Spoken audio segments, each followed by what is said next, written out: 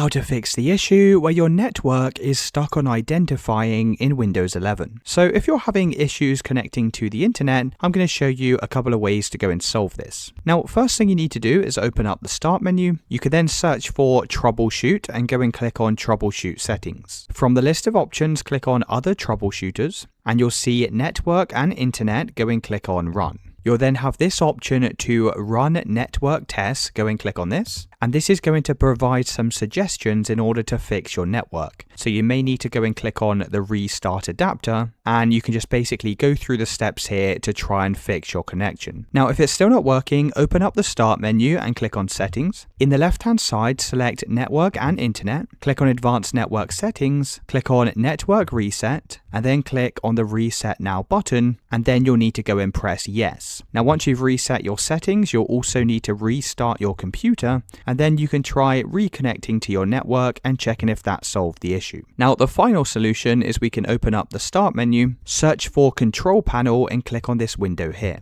In the top right hand side, click on the drop down arrow and select Large Icons, and click on the Network and Sharing Center. Click on Change Adapter Settings from the left hand side, and from here you should be able to see your network adapter. Now go and right click on this and click on Disable, and then right click on it again and select Enable. After a few seconds, that should enable the device, and that should fix the identifying issue. Let me know in the comments if you found this video helpful.